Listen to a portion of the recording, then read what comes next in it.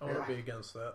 No, I think 162 games is way too many. I couldn't care less. Just give me a call when it comes down to when it matters. I mean, there are fun things that happen throughout the season, starting in the beginning. Like, I mean, I know this is something that I'm interested in because I'm an A's fan, but through 7 games, Chris Davis already got 5 home runs.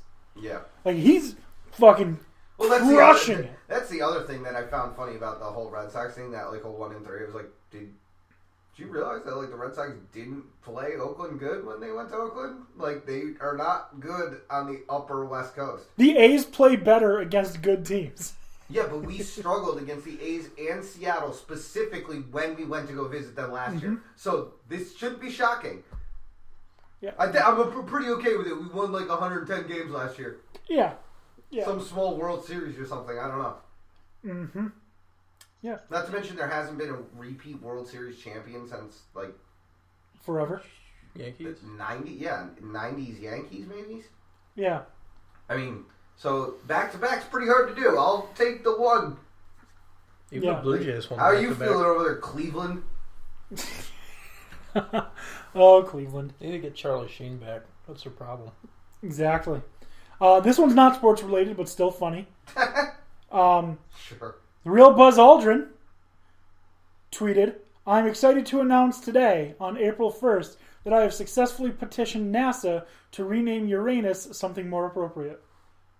The first comment on there was, "How about Mike Pence?"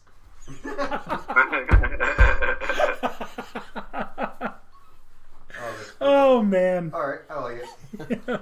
Obviously, yesterday was April Fool's Day. Yep. Yeah, the only joke is me. Anyways. Wow. That's just hurtful. Yeah. Another April Fool's joke. On April 1st, 2018, NFL memes posted on Facebook. Trade alert, Odell Beckham Jr., wide receiver, traded to Cleveland Browns. Not even shitting you. Yeah. Back on April 1st, 2018. Less than a year later, Odell Beckham is with the Cleveland Browns. Seriously. It's less of an April Fool's joke, more of a prophecy. Exactly. And that there ends our sports tweets of the week. All right. I'm glad to see it return. I enjoy those. You satisfied with that, BB? Yeah. Yeah. Absolutely. All right. So We should be getting plenty now that Rob Gronkowski has nothing better to do. oh my God. I mean, he's just a cavalcade of ridiculous nonsense that he does with his life. Joel Embiid's Twitter has sucked lately. I think that's because they're, trying to get ready for the fucking playoffs, man. Yeah. It's not like all the players on the Knicks who have nothing better to do. Hey, the Knicks won last night. What was that number? Damn 12? right. What was that, win 12? We're not going to answer that. So it was, huh? When's I was just guessing. I think it was like 16. I was going to say 11 to begin with, but I was like, I think they won more than that. When's the win? Yeah. So we're going to skip to our which is more likely segment, finish that up. So Dan O'Shea, this one's for us. Which is more likely? The Knicks finish the last 5 games of the season 3-2 or better, or 2-3 or worse. One of those games is against the Rockets. 2-3 or worse. I'm be optimistic. I'm going 3-2 or better. Who else are they playing? Let me see. I know one of the games is the Rockets, which should be an easy win. Right. What, the refs are going to call James Harden for the travel on every play, right? No. Yeah. Sure. Oh. Magic, Rockets, Wizards, Bulls, Pistons. Okay. Win 15. For frame of reference. They're playing really well lately. They're almost at 500 again. Who? The Magic? Now, lose to the Rockets. Yeah, the Magic have been playing real well lately. We'll probably lose to the Magic. Yeah, I'm going to go that 2-3 is much more likely. 2-3. Give me 3-2. The Knicks are going to win the next 5 games. I say 1-4. They're going to beat... Just to screw themselves out of the number 1 overall? Well... No, they've secured a bottom 3. I say 0-5. Yeah, but you want the number 1 overall because then you can't fall past bottom 5 Yeah, well, or top 5. You better hope that there's a frozen envelope then. The Knicks are still going to end up with like the 14th pick. That's what I'm saying. Watch Cleveland gets the first. No, you know what's going to happen, right? The Knicks are going to draft Zion with the number 1 pick, and he's going to say, I don't want to play here. Zion's already said he did want to play there. He had to say that. What? He was He at doesn't Madison. have to say anything. He was at Madison Square Garden with Madison Square Garden. He's like, yeah, I guess I'd play for the Knicks. Yeah, I guess. Yeah. I think he would want that stage. That's the type of person he would. He's gonna immediately regret it once you realize that Josh Dolan's a bag of dicks. Dolan needs to fucking. Oh, I'm not gonna say it because I'm assaulting him and Yeah, you want to get banned from MSG for life because Dolan's made of glass? Big deal. Anyways, the next one. This one is now obsolete, but I'll still ask it. Which is more likely, Johnny Manziel flourishes in the AAF or fails with the AAF killing his football career? Fails. The AAF fails, killing his football career. That's my answer. Yeah. Gonna have to go tone on this one. Okay. Which is more likely? Tim Tebow either gets called up at some point this season to play for the Mets, or he plays the rest of his career in the minors. Plays the rest of his career in the minors. I don't know. Don't put it past the Mets to do that for publicity. Right, I was gonna say the same thing. If it depends on how shitty the Mets are this year. If they're really doing bad, they might just call them up just to sell some extra tickets. Yeah, they might. I think they're going to call him up. I really do. I thought he was going to start the season with the Mets. I really did. At what point do you think you see him? Right after the All-Star game. Okay. I mean, I'm not like bashing. I actually kind of want to see it, but I don't actually know if it's like even in their realm to do it, because it's like, even though they really suck, they're just kind of like very like uppity about themselves. Yeah, this is also the same team that was like, yeah, we'll take Robinson Cano for 6 years. Like, come on. Maybe Robinson Cano 5 years ago I'd take for 6 years. Not now. Yeah, it would be interesting to see. I'd give it that. So, what do you guys think? Tim Tebow gets called up this year or never gets called up? I think it's most likely that he gets called up this year because injuries plague the Mets and they fall on their face like they do every fucking year. Exactly. If it was literally any other team, I would say he's never making it through the minors. No, but maybe the Marlins because they're bereft of talent. The Mariners would bring him up. No. Why not?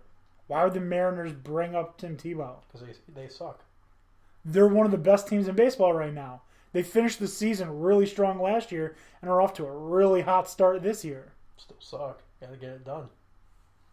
I mean, there's a couple of teams that would do it, but I mean, the Mets seem like an obvious choice. The Mets, the Marlins are the ones I can think of. They're going to start the season really well, like they always do, and then as you get up to towards the All-Star break, that's when they just go south. Maybe. So that's actually a valid point you make. That they probably do call them up after the All-Star break. All right. This next one isn't more likely, or which is more likely? The AAF never plays another game, or the NFL eventually buys the AAF.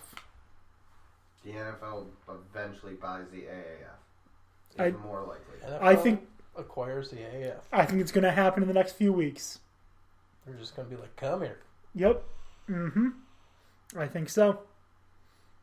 Yep. What do you think, Dan O'Shea?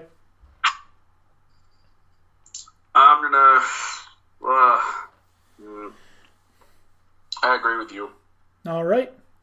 And now, Dan Beebe, this one's for me and you. Which is more likely? Braun Strowman wins the Andre the Giant Memorial Battle Royal, or Michael Che / Colin Jost from Saturday Night Live win the Andre the Giant Memorial Battle Royal at WrestleMania 35?